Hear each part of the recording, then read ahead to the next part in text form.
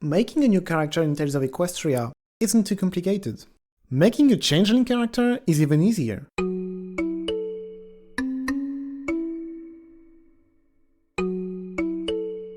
When creating a Changeling, you don't get to decide a lot. Changelings don't get to choose a special talent since they're not ponies.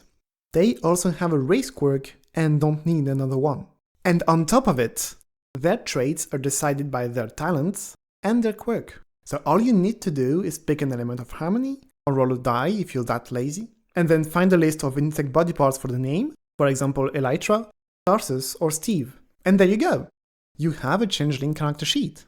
So as I said, Changelings don't have a CutePencilCase talent, but they have 4 talents at level 1. They have all 3 talents of the pony races, Stout Heart, Telekinesis, and Fly, but at D4 instead of D6. But all of this is just an appetizer. The main course is the Morph trait. This trait is a bit special in the way that it makes the Changeling in Tails of Equestria quite different from the Changeling in Friendship is Magic. Let's see why. In Tails of Equestria, the Morph trait allows Changelings to pick any pony they see and turn into them.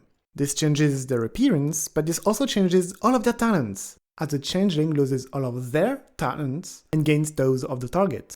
The talents are granted at the maximum die value, right below the die value of the Morph trait. So if you have Morph D8 and your target has, let's say, a talent in cooking at D4, you get it at D4. If it's at D6, you get it at D6. If it's at D8 or greater, you still get it at D6. Now, you've noticed that these roles make the Changeling in Tails of Equestria quite different from the Changeling in Friendship is Magic. Let's see how different they are with this little game. Tails of Equestria versus Friendship is Magic. And I add a third contestant. It's what I do in my games of Tails of Equestria. So, let's get started. Question 1. Can the Changeling turn into a dragon? The lore of Friendship is Magic says yes. Changeling can turn into any creature they want. But technically, the rules of Tails of Equestria say no. The text says you can choose any pony you can see. But in practice, I'm pretty sure everyone would let a Changeling turn into a small dragon. Honestly, before reading the rule again for this video, I didn't even realize it said any pony. And chances are, it's just a figure of speech anyway. Question 2. Can a Changeling turn into another creature from memory?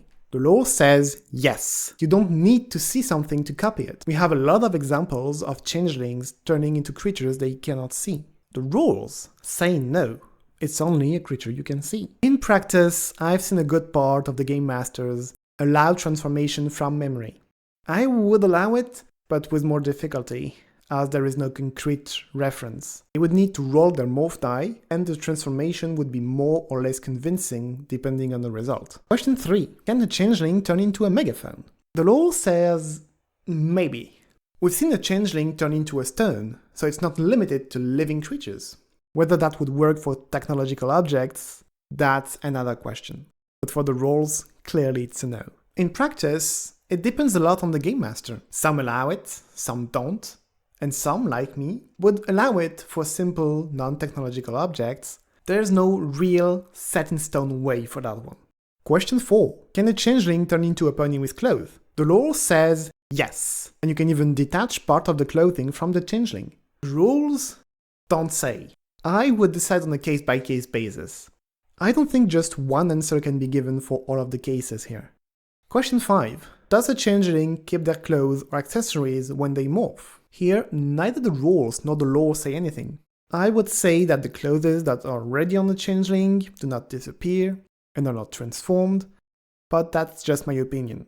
So in conclusion, the morphing abilities of Changelings would make them very good at blending in, sneaking and impersonating others, the best spies, the best infiltrators, the best scouts. That's what they've always been and what they've always been feared for. But hear me out. Turning into others doesn't have to be just for deception. What if it was used for comedy? A Changeling comedian could be telling funny stories on stage and turning into each character, or turning into the members of the audience, making them watch themselves doing crazy things. With their experience of the scene, they would of course get a creative flair in comedy. Then they would get a special skill in acrobatics, to perform tricks first, get to impossible situations, and then turn into somebody else for the picture. Finally, like every daring entertainer, they would get the swashbuckle talent, giving them a knack for anything as long as it looks cool. Their element of harmony would be obvious. Of course, there would be a perfect representation of laughter, and although they would not need a quirk, I would see them as an honest, reformed changeling, moving on from the past of the kind, to the point they would be absolutely refusing to use their shape-shifting for deception, and if they ever had to, they would feel terrible about it. And that's everything I had to say about changelings. Goodbye.